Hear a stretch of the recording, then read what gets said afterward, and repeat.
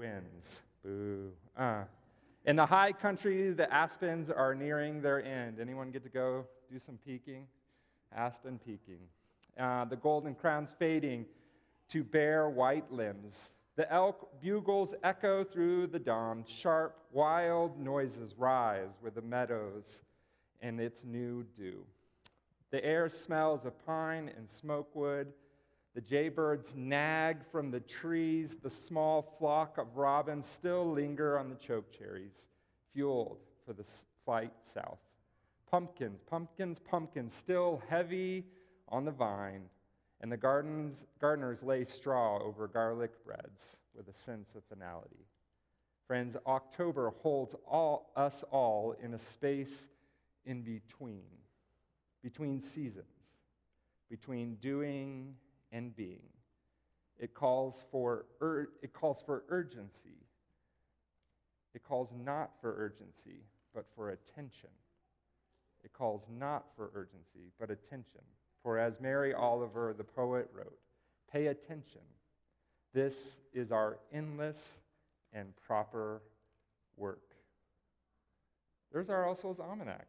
See, now everyone gets to come in, and I don't have to make up things. Well, I had to make it up earlier, but welcome, welcome, welcome to All Souls. We're so glad that you're here, whether this is the first time you've been here or you've been here hundreds of times.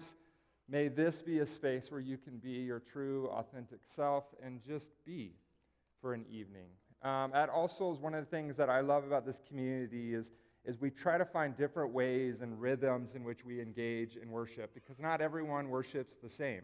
So sometimes we have a more contemplative service with liturgy and confession.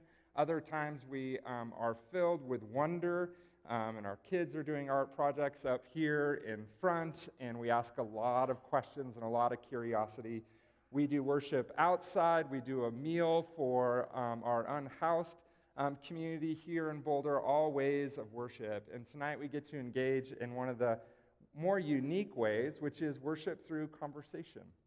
And tonight we're going to have, if you notice our living room, little beautiful chairs up here, we have the joy of having a conversation with a few of All Souls city partners and those who are doing the amazing work leading those. And so we're going to hear from some of those friends, some of their stories, and not just hear from them, but the hope is that we actually are engaging in conversation ourselves. We'll have a little bit of time to just connect community-wise, and then the encouragement is that you would take whatever came up, themes or thoughts, and take this conversation into the other parts of your life, into your work, to your families, to your neighborhoods, and just find ways in which we can engage in deeper, in loving dialogue together. That is a lot of welcome. A couple of just housekeeping things. In the very back, we have a hospitality table that if you want to know more about All Souls, we have a guest card that you can fill that out. We have a newsletter that goes out every week that just talks about all the ways that we gather as a community, whether on hikes or prayer groups or different things like that. And then also, everyone, if you have one of these, this is our worship guide tonight. So we're going to be using this guide for this evening to go through. So if you don't have one of these and want, they're also on that table back there. We're going to go through what we call our liturgy, the work of the people. Tonight, this container that we hold is the work that we do together. It's not just performed, but it's something in which we all participate in. And feel free to participate where you want. The bold parts that say all are parts that we can all say together out loud. So we're going to practice with this call to worship. We'll do it twice. My friends, love be with you. One more time. Love be with you.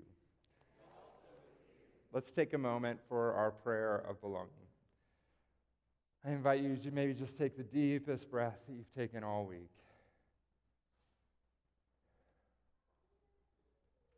Feel yourself present here and now, body, heart, soul, and mind. And let's receive this prayer of belonging. Loving God, it was Christ who was inviting all people to the table and to this life in you, to the cultivation of sacred community. All people, young and old, rich and poor, black, brown, and white people. gay and straight, cisgender, transgender, single, married, divorced. Those with disabilities seen and unseen, conservative and liberal, and all those in between. Those with faith and with doubt, with our joy and our tears. All. All are invited to this life in you, to life with one another, and to life that holds hope for our world. In your name we pray. Amen. We're going to continue in this centering time. As a lot of times, kind of our bodies show up to a place, and it takes a little bit for our souls to catch up as well. And so just allowing deeper and deeper in, allowing you to just try to be as fully present to this moment and to this community and to the presence of God with us. We're going to do a centering practice. I'm going to put my coffee down because I need my hands. Centering practices are just simple practices that we can attempt to add into our life. Some fit, some don't, and so we try all different kinds of ones. Of ways that maybe it's a way to start the day or close the day, or moments when we're feeling just overwhelmed or lots of anxiety, having some of these tools, these practices that we can return to. So tonight we're going to use one using the Serenity Prayer, and we're going to say this Serenity Prayer. I'm going to read it for us twice and invite you to just a deeper place of being present. So if you could, please just allow yourself to be seated in whatever way is comfortable.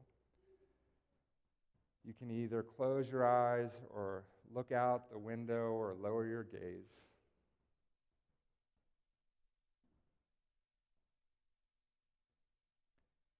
And as we find a place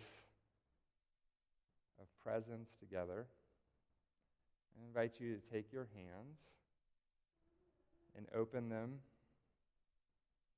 as they're resting on your lap.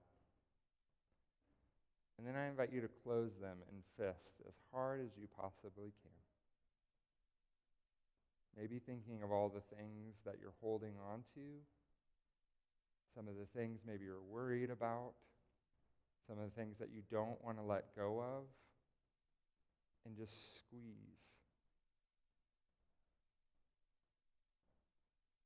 And now I invite you to open your hands and bring to mind the things that you want to be open to, the things that you're longing to receive. Maybe even just holding a place of surrender. Again, together, close your hands.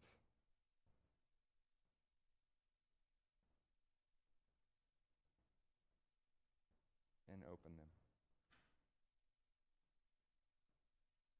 And as I read this centering prayer, feel free to find whatever rhythm you want to, of closed hands, open hands, or maybe just holding one of the spot postures. Let's pray together. God, grant me the serenity to accept the things I cannot change. Courage to change the things I can. And the wisdom to know the difference. Living one day at a time.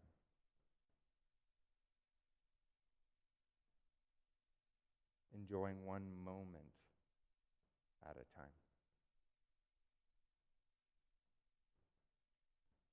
Accepting hardship as a pathway to peace.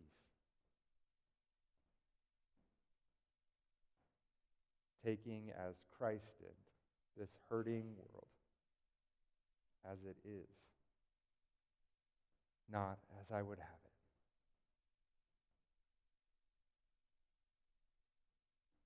Trusting that the Creator will make all things right.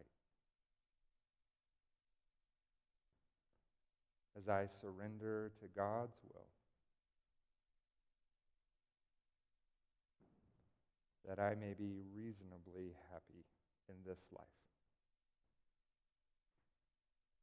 and supremely happy with God.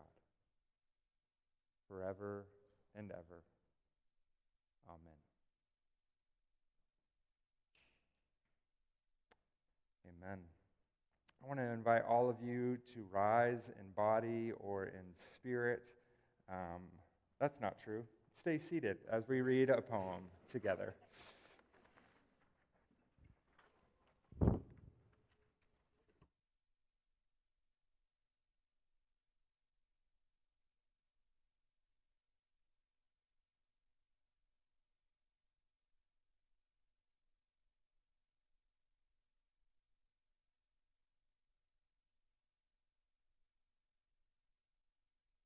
Can you hear me?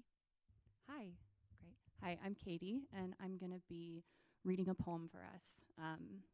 So as I read, you can just relax and take a few deep breaths and notice what part of the poem sticks out to you, what words seem to connect with where you're at, and just let yourself think about it. This poem is called What I Can Do by Rosemary Watola Tromer, who is the former poet laureate of Colorado's Western Slope. What I can do. So I can't save the world. Can't even save myself. Can't wrap my arms around every frightened child. Can't foster peace among nations. Can't bring love to all who feel unlovable. So I practice opening my heart right here in this room and being gentle with my insufficiency. I practice walking down the street heart first, and if it is insufficient to share love, I will practice loving anyway. I want to converse about truth, about trust. I want to invite compassion into every interaction. One willing heart can't stop a war. One willing heart can't feed all the hungry. And sometimes, daunted by a task too big, I tell myself, what's the use of trying? But today, the invitation is clear: to be ridiculously courageous in love, to open the heart like a lilac in May, knowing freeze is possible and opening anyway. To take love seriously, to give love wildly, to race up to the world as if I were a puppy, adoring and unjaded, stumbling on my own exuberance. To feel the shock of indifference, of anger, of cruelty, of fear, and stay open. To love as if it matters, as if the world depends on it.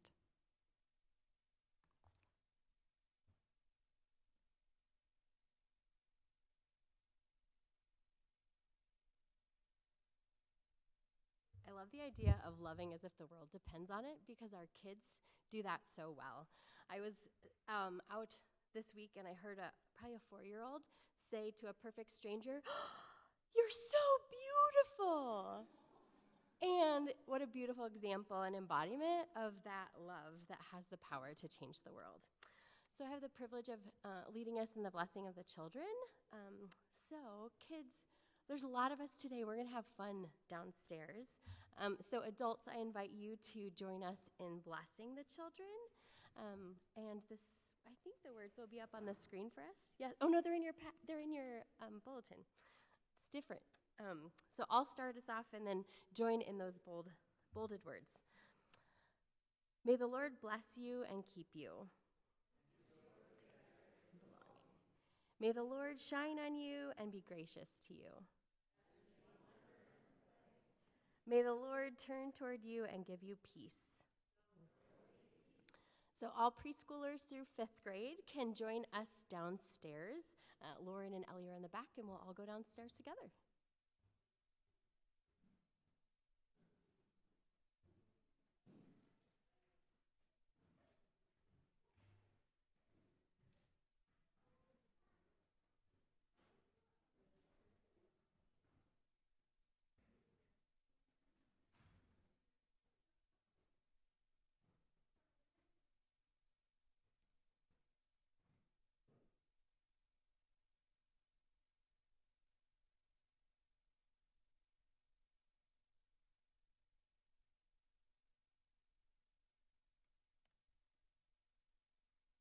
My name is Sean, and I'm going to be doing the Passage of Peace. Because of Indigenous Peoples Day tomorrow, I thought of doing a Native American blessing.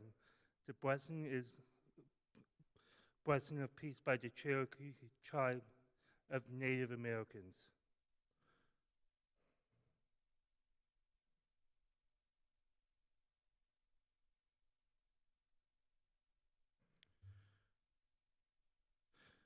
Let us know peace, for as long as the moon shall rise, for as long as the river shall flow, for as long as the sun shall shine, for as long as the grass shall grow, rest nor peace. Please rise in body and in spirit. God makes peace within us. God makes peace between us. The peace of God is here to stay. The peace of God be with you always. Thank you.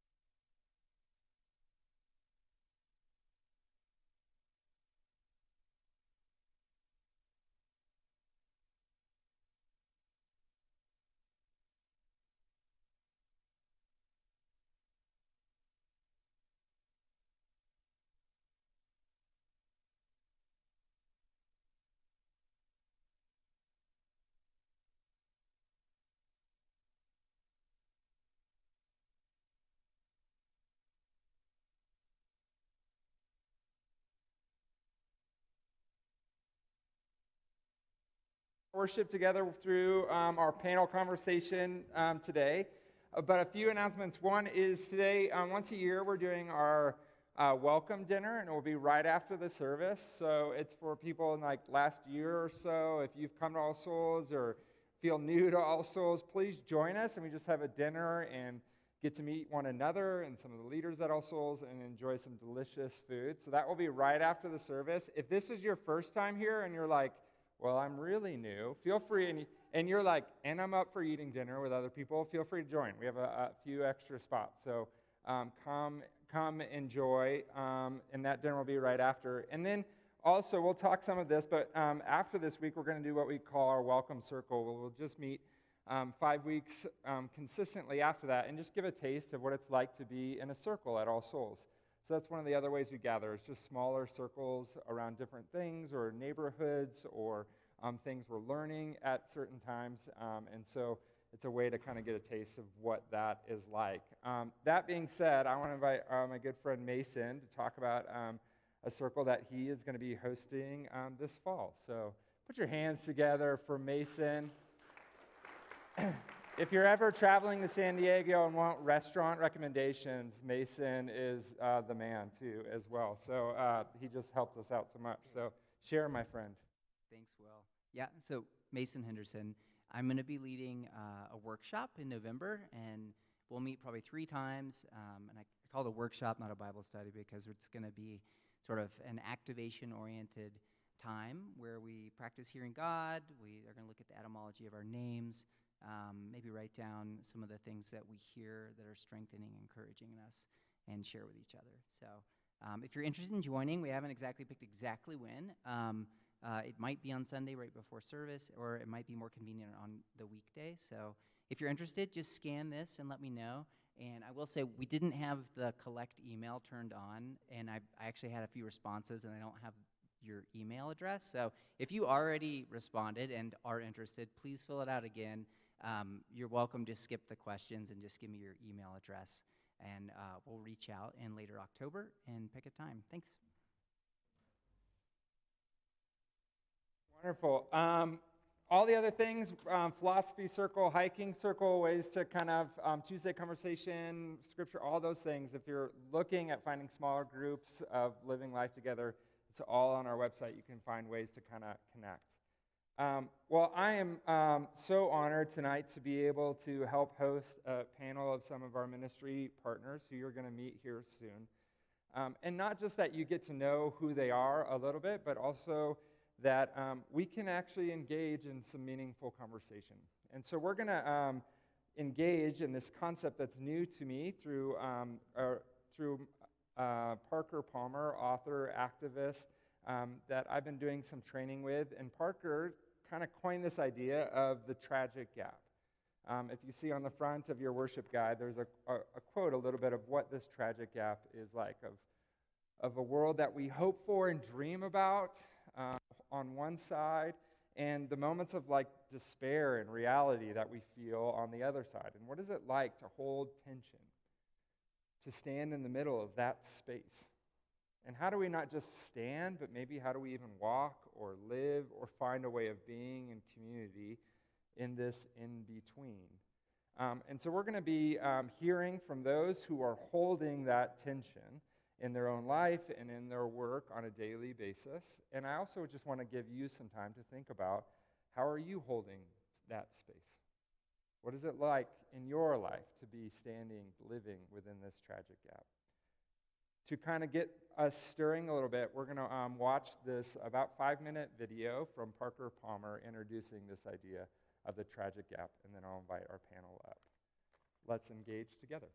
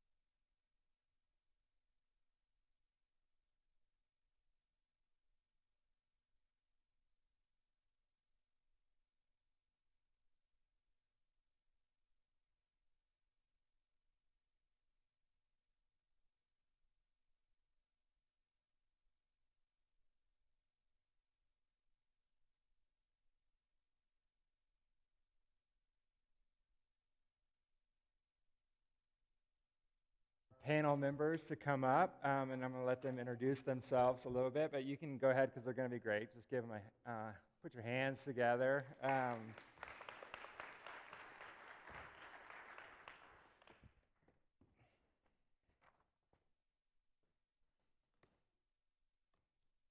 Thank you, thank you, thank you for being here and getting this conversation started. So we'll just start with a little bit of, Jen, I'll start with you. Name, tell us a little bit about the work you're connected to and do, and then we would love to hear just your favorite comfort food. Oh, yeah, okay. I can do that. My name is Jen Jepson. I'm the director at Recovery Cafe Longmont. We are a community of refuge and healing for individuals in recovery. And we like to say everyone's in recovery from something, but we mostly see folks at the intersection of trauma, mental health struggles, substance and alcohol use, and some of our folks struggle with homelessness. And so that's what we do. We are a community. We provide a meal every time we're open, and we're up in Longmont. My favorite comfort food, sometimes it depends on the day, but the one that seems to be the overarching one is Indian food. Chicken tikka masala. Yes, please. Davis, move your mic just a little bit closer. Yeah, thank you. Hey y'all, I am Davis Dunbar. I am the event and community manager for Rocky Mountain Equality. Rocky Mountain Equality is an LGBTQ advocacy nonprofit that is in Boulder, and we have an office in Fort Collins. We used to be out Boulder County. You might be more familiar with that. We changed our name about a year ago. One thing I get to do is plan Pride for Boulder and Longmont and Loveland. And I run our volunteer program, and that is my favorite part of my job. And my comfort food is a little specific. It's Eastern North Carolina barbecue, Wow. like with slaw and a Hawaiian roll. That sounds It amazing. is really specific. Anyone, Eastern North Carolina? Yeah, that sounds wonderful. Hopefully you've enjoyed that. Thank you, thank you. Good afternoon, everyone. My name is Megan Carrier. I'm the executive director of Together Colorado. Together Colorado is a statewide, nonpartisan, multi-faith, multi-race organization that does grassroots community organizing. So we are from Fort Collins all the way down to Pueblo and then a little bit on the western slope. And our work is really about working with everyday people to look at what are issues in their community that they are directly impacted by and want to see changed, and look at policy solutions. So that could be at the local all the way to the state level. And really it's about bringing human dignity to the center of public life. And I was thinking, I love food. There's really not too much in my life that I don't like of food. But if I were thinking about like comfort, it would be like a good cup of tea and a scone. That's kind of what I like to Yes, please. have. Now I want all of you to think of your comfort food. Just hold it, because then we're all in it together a little bit. We're going to talk about this idea of, also is one of the central symbols is an ampersand, like and, just like always holding tension, our joy, our tears, our grief, our life. And so there's part of this that just feels hard, but feels like something that has drawn us together as community. But it can be just an idea. And so when I think about, I want to talk a little bit about two things, like some of the harsh realities. And I want to start there because I can be an avoider of that at times, and I don't want to leave here to be able to share some of the stories of just what are some of the harsh realities. And I want to look at some of the hopes that you're holding, or stories that you've encountered of hope. So let's start there. Megan, maybe I'll start with you. Okay.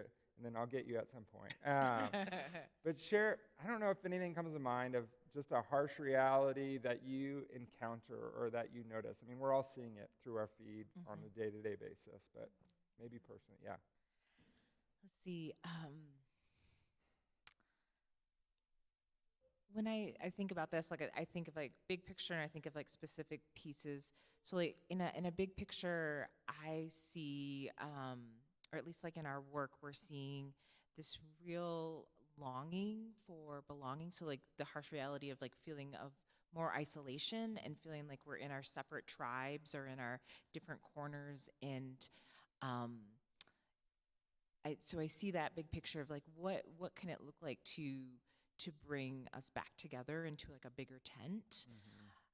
And then like very specifically when we think about our communities, it's like the othering. So I think that goes when there's that isolation, it's easy to other people. So that person or those people, that group. And so when I think about like our immigrant siblings who are in, deep fear right now, like the folks we work with, there isn't anyone who doesn't have a relative that's in deportation here, in that process. I think about like with the shutdown, we're at this moment of great tension of how are we going to both move forward as a society, and there's people not getting a paycheck this week, but then we also know our health insurance for every single person is going to skyrocket. And so like thinking about the really like bread and butter day-to-day realities, but also like this bigger picture of like what has kind of started to feel like coming undone, like the threads of like the fabric of our society. And so like holding that, what I do see like because you said like also like the beauty, I think because there is such a longing for belonging, like when we do create spaces where we can bring people together and we just start with shared values, I mean, that's where I'm finding hope and joy. And so like whenever we have a meeting or a gathering, we make sure like that's a centering piece. So yes, we need to change policies and we need to attack the issues, but we also need to be human with each other, because we can't do it alone, as we've seen. I think the other piece, I would say, oh shoot, I forgot.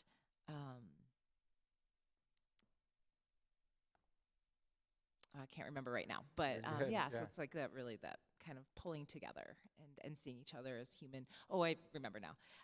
Also thinking about like, we've been talking about like, what does it look like to create like a broader solidarity movement, like across race, class, gender, and what would that take? So I think that's also where I'm seeing hope is there's a lot of folks who felt unseen and unheard, and really we have a lot of the same fears and anxieties. And so I think there's real opportunity to bring us together. More solidarity. More solidarity, yeah. David, share a little bit. Harsh realities, go. Yeah. I'm very lucky at my job that I am the event coordinator, so I get to plan the parties. But we Tell about last night. we had our youth dance last night, actually. I have glitter on my face still. We have a behavior health team and a communication team and all sorts of these people in our office who are queer and trans and are dealing with how the world right now is affecting them personally. But while they're doing that, they're also having to deal with adults coming in to our office every day who just need help figuring out how their healthcare is changing or how to find things that they could more easily get a year ago. And I'll say that for me, I can handle that. I can handle when the adults come in and really need help. But I spent a week in August at our youth camp. So the week before, I'm not on the youth team, but the week before there was a volunteer that dropped out. And I was like, oh, I'll go camping. And it was definitely out of my comfort zone, but it was a lot of fun. But hearing middle schoolers and high schoolers having to deal with what the same things adults are dealing with right now and figuring out they're scared and that I can't deal with that. That's hard. So I just think we have to remember how this is affecting all ages. Thank you. That's true. So I work with folks who are in recovery, as I mentioned, and these are the folks that are downstream of, as our folks are, all of our folks are too, downstream of all the upstream trickiness. So people are coming in broken, stigmatized, as you can probably attest to. And it's so hard to see how the systems break down so much that people are just holding all of that in their bodies. And we get to, as a community, say, hey, we see you. I think the hope that I find in all of that is the power of sitting down with somebody and saying, me too.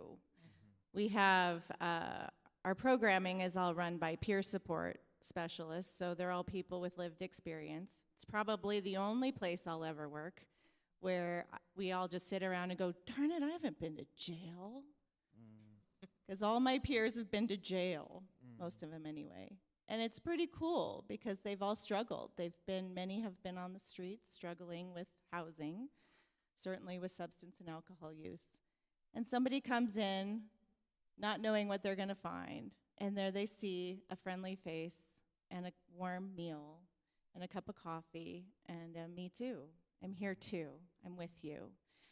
Some of our community partnerships, you know, I love the opportunity to find the partners that we can work alongside to strengthen those bonds. And recently in the city of Longmont, the city government tried to push through a sit-lie ordinance. And I know here in Boulder, you're all struggling with how to navigate with the unhoused folks, and in Longmont we are too. And many of the business owners were like, hey, can we please do something? We've got people sleeping in our front entryways and we need help. And so the city tried to push through, some folks, not all, tried to push through the sit-lie ordinance where certain areas of town, you couldn't hang out, basically, which we know disproportionately impacts certain groups of people. And, you know, I trust my partners. I trust the people that we get to work alongside, and to feel, for me, as in my station, to feel a violation. I can't imagine what it feels for these folks that we serve, to have people say, hey, we're here for you, and then they're not. So I find great hope in community, and I find great hope in standing in front of a city council and going, hey, no, we're not doing that. So thank you for your work and yours. Megan, I'm going to put you on the spot a little bit. Sorry. Okay. You said, like, downstream from things, which, like, we were, some All Souls leaders got to participate in a training with together. And there was talk, it was this analogy of what does it mean to be downstream of things that are happening, and going like, what can I do to help? Can you talk at all about that? Sure.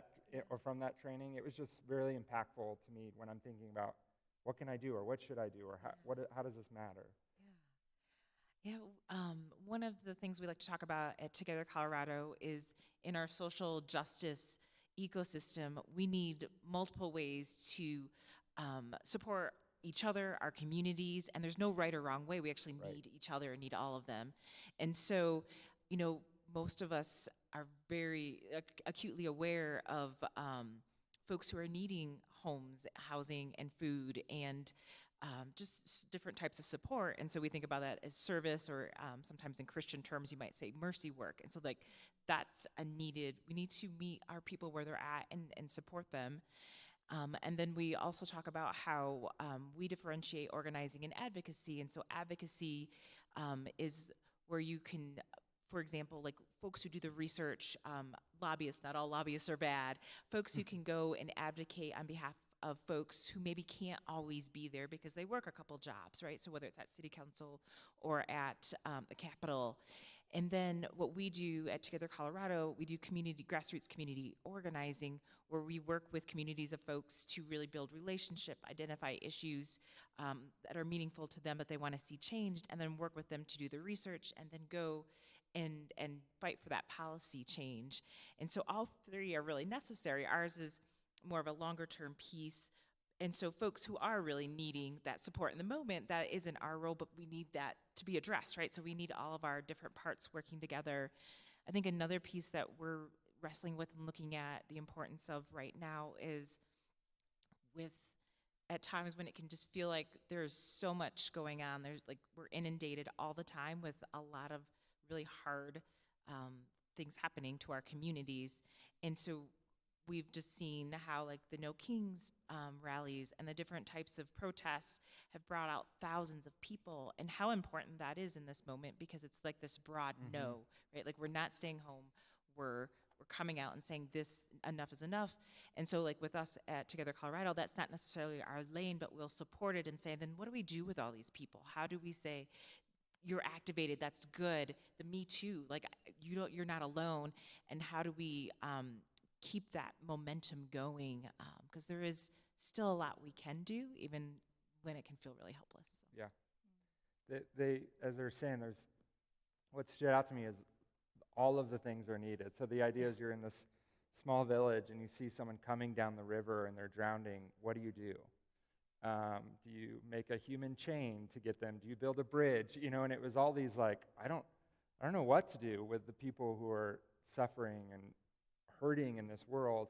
And the idea was like, it's all needed. From like, where are they coming from, to how do we help this person on the day-to-day basis, to how do we build community where this stuff isn't happening. And I think that's one of the things I'm so excited about the three of you, is like, you get a taste of like, from policy making to, I've spent many times doing a puzzle with someone at the Recovery Cafe and feeling like, I think this matters. Maybe. I'm really good at puzzling, so I hope it matters. But I want to hear a little bit that we have this idea of the tragic gap. You shared, and you share more. If there's stories of hope, we'll take as many as you got. There's reality and hope. What does it just do to you as a leader to stand, and to those you work with, to be holding that, to be literally holding that space of that gap? And this be all play. Anyone can, who is ever ready first. I gave them questions, and I'm not asking any of them. Sorry. Yes. I think a lot about the tragic gap, like Advent, where I have to sit in the middle of this thing that in between the now and the not yet. And I liked what Parker Palmer said about holding that tension, because it feels like I'm prone to float away into unrequited idealism, and that's not helpful for anybody, and people's eyes just glaze over because they're like, well, I can't really eat today. So I'm like, okay, let's come back. But one of the things that we really strive to do at my work and in my own personal life is really to center joy, because for me that is not an absence. It doesn't get me to the idealism, but it chooses. And I love that the kids, the word was used, play. So I'm really trying to remember that word daily in my own personal life, so that I can therefore do that in my work life and in my community life. It's funny, I'll have spend too much time on Substack or somewhere in the morning, and I'll get to work, and it's like, oh, what a relief to be able to do something. We were given a quote in our prep, Jane Goodall quote about hope and action being circular. And it's such a relief to do something, even though everything in me wants to stay in my pajamas and be in my bed and not see the light of day with some of the hopelessness that can be experienced. But it is a fun place when you're with people doing good work together in community. That is a really easy thing to piggyback off of. It's so nice to work in a place where people are just trying to make the world better. 3 years ago, I was a wedding coordinator, which is a really fun job. I did that for 6 years. I loved it.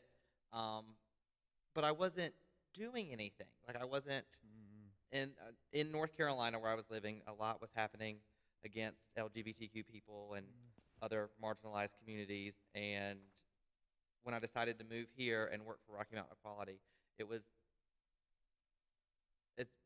my life got a little more stressful, for sure, but it's really nice to know that, like, people like us are in the work that we're in. And I'll also say, with getting to work with the volunteer program, I there are people who are in this community who are not getting paid to do the work that we do, and they're doing it for free just because they want to, and that's so inspiring to me.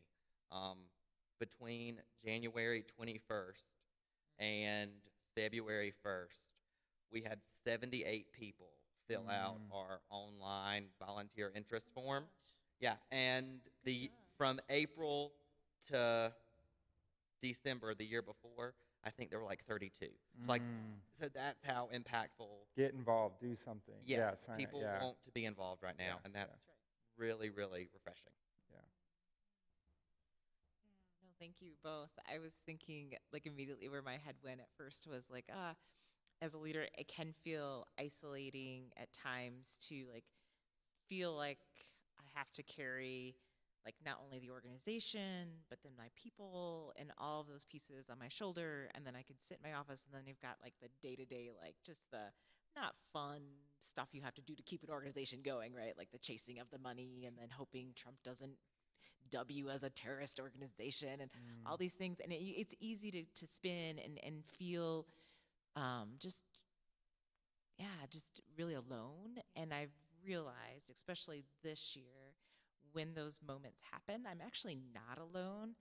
And I'm choosing to do that alone. But and it's like the people I work with, both my colleagues, the volunteers we call our leaders, and all of a sudden, like it's not like the world is like better just because I'm in community, but it makes I feel like more things are possible, and I actually regain hope being in community. And so it's just like a lesson I have to keep learning, because none of us are alone in this, and none of us can do it alone. Um, I like how Walter Brueggemann talks about active hope. It's like it's not something you just like sit with, or it's not just a pie in the sky, right? Like it's like this active, like Jane Goodall was saying, like we have to do something, and we've got to hope for something that maybe we can't see yet. And so yeah, I mean, that's kind of where go back to community is when I'm feeling a little bit overwhelmed. Thank you all. I'm gonna read this quote. If you, my feed or Netflix, everything has had a lot of Jane Goodall things come through, and they've been meaningful actually, like playing catch up to some of that. But she says, by being active, you become more hopeful. You won't be active unless you hope that your action is going to do some good. So you need to hope to get you going, but then by taking action, you generate more hope. It's a circular thing. This movement of activeness and hopefulness. Can you just practically say, if people wanted to be actively involved in things, like what would you point, or how do someone's like, what can I do? How do you respond to that question? Davis, we're starting with you. Okay, I'll go first for this one. It's the glitter that just draws me to you every time. So I think for all three of our organizations, we always are looking for volunteers. And that's, again, that's where I get my hope from, is those people who are so willing to jump in and be helpful. I think, so it's really cool that I'm here today at a church, because earlier this week I was with our executive director, Marty, and within the last 3 months, we've gotten a lot more emails from churches who want to figure out how to get involved with us. And it's really exciting. And churches, unfortunately, with LGBTQ people, they're in a tough spot. And that's not necessarily like the individuals in this room's fault. That's just where we are because of other kinds of churches that might not be as warm and welcoming as this one is. And the reason I'm saying that is because what we're going to do at Rocky Mountain Equality is have a gathering of faith event, and have it with all sorts of different religions, and just get people together who want the same thing but are just kind of doing it all a little differently, and figure out the best way in Boulder and Boulder County to do that. So more news on that coming soon. But if you join our email list, you'll hear about it. And before either, I do not speak even for all of this church. They speak for themselves. I can speak for church and tradition I come from. And I feel like an important part of this is grief and confession. And as you say, the church's relationship to LGBT community, I feel the grief, and I just, not that you represent all of that community, Right. but I also just say sorry for where we've come from, and I dream about what it could look like going forward, and hold a hope, and to hear that you're going to churches feels really meaningful. I want to say I grew up in a really great church. Yeah. But I'm in the minority when it comes to LGBTQ people, especially LGBTQ people from the South. Um, Yeah. but so I get real excited when I get an email from a church about wanting to connect, and some of my colleagues do not feel the same way when they first get an email. So thank y'all for being willing to push through that. Thank you. What someone says, what can I do? What do you say? Where do you point them? I'm going to send them to Megan. Yeah. I mean, especially after the new administration came into office, there was a lot of executive orders coming down. There were a lot of things, and it felt like there wasn't a lot we could do. And thankfully, there actually is a lot locally and statewide. There is an election next month, right? And it's so important, even in off-year elections, to vote and show up and use your voice. Boulder County has a ballot initiative, 1B, that would raise money for mental health services. So it's like one piece. But we also know, some of the things, I was talking to some students actually at CU Denver yesterday, and one of the things that, like, the movement I've been a part of, that there's many things we've gotten wrong, but one of the things that we have not done well in the past decade, I would say, is we think just too short term, like from campaign to campaign, from season to season, and not thinking like further out of like, what do we actually want? What is the beloved community that we believe everyone should be able to be a part of?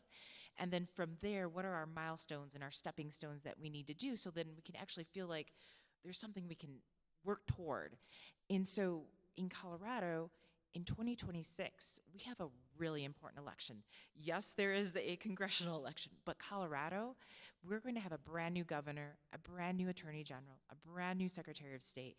Our entire state house is up for election or re-election, half of the Senate, many of our city councils, if they're not up this year, they're next year. And really the people who we do elect, like, we're a nonpartisan organization, but we believe in creating an agenda that is values-based, that represents the people we work with. And so how do we push whoever the candidates are in line with the values that we believe are going to get us to the beloved community? Because in 2027, we have an opportunity to actually pass state laws that will directly impact all of us, from housing to climate to criminal justice to all those pieces. So there's those kind of things. I get really excited about when I see, when you were saying about volunteers, it's blown my mind in a really wonderful way of how folks are like, what can we do right now? Like, I want to get off the sidelines. And so we did a bunch of trainings in the month of March and had 400 people go through, half of them new people, and said, all right, we need to get into small, like, house meetings. We need to, like, talk to each other and understand, what do we all have in, like, what is our self-interest? What do I care about? And what might be something we can change together. And what that resulted in is we're beginning to build our long-term agenda, but also, like, in the city of Denver, Excel has in many cities across Colorado, they have this monopoly of a franchise, and they were going to push through a year early a new franchise without creating any community benefits, which they had done 20 years ago. Our small group of folks started going to city council meetings. It started with just a subcommittee and then a big committee, and Excel had their $100 an hour lawyers or more at every meeting.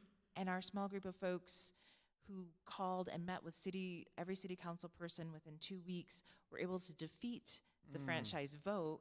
And what that meant was, now we have a year, and they met with the mayor afterwards, and the mayor said, you're right, we didn't do the process right. So now we have a year for them to work with the community to say, yes, we're not saying no to the agreement, we're saying you actually need to give back to the community. So there's things like that. Or in Lakewood, our folks are organizing around housing, a new housing kind of plan for the next 20 years that could allow more density and affordable housing. And so there's things that are super practical at the local level and the state level.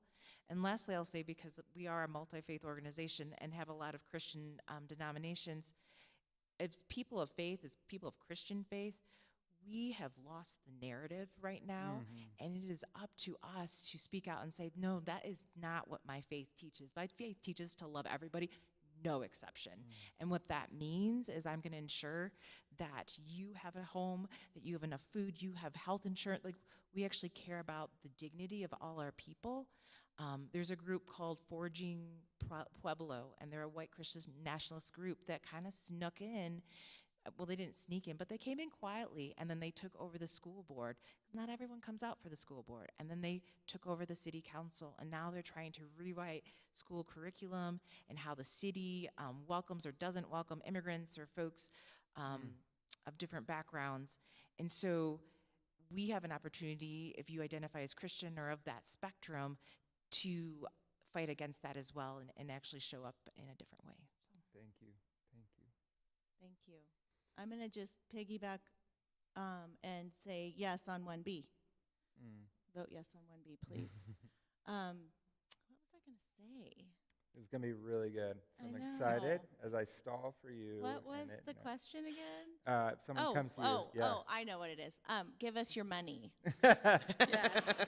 That's right. All Ain't three lying. of us will take your money. Yes. That's right.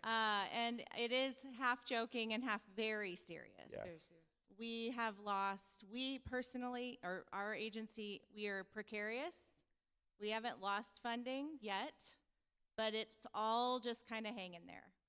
And if we lose the state funds that are pass-through funds from the feds, we lose a third of our budget overnight. And that's massive, because these are people who need what we offer. And I'm sure that I'm not saying anything unfamiliar. We are really needing to grow our donor base, because we've become so reliant on grants. And that's just because there's been money, and we're not going to say no. So we need people to step up their giving, because it's really potentially very serious. I talked with someone from Clinica, so Mental Health Partners and Clinica came together. Talked with someone the other day about unhoused services going forward, and she said, we're okay through 2026, it looks like, but 2027, we do not know what this is going to look like. There isn't funding.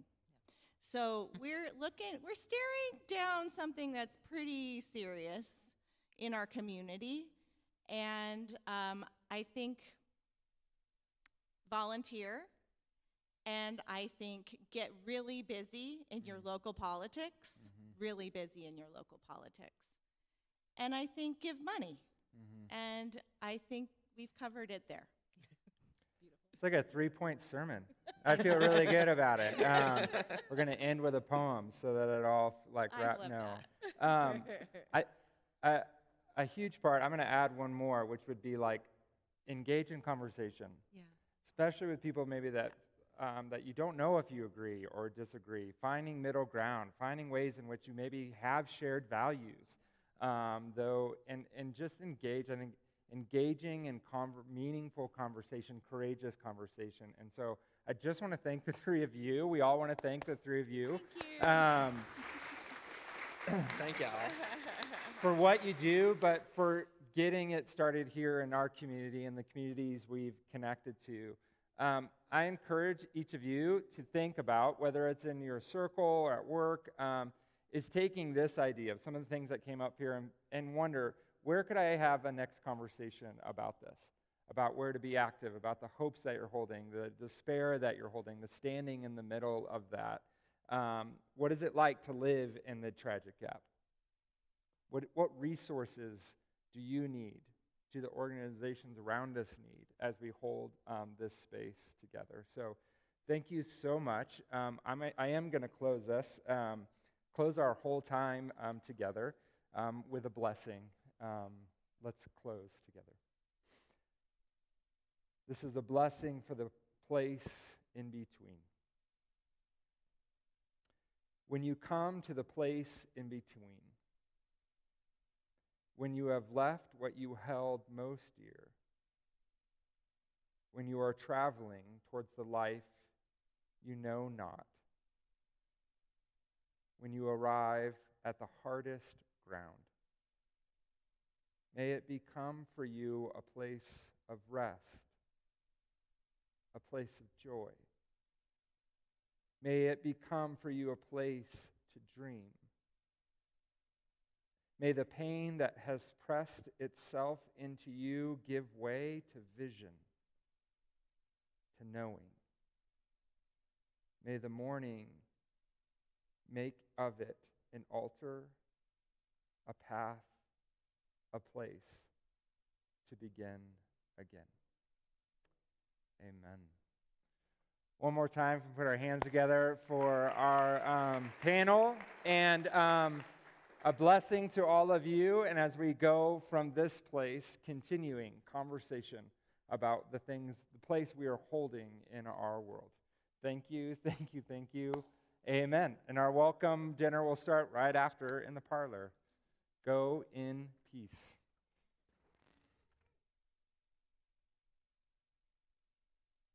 That would be really helpful at this time.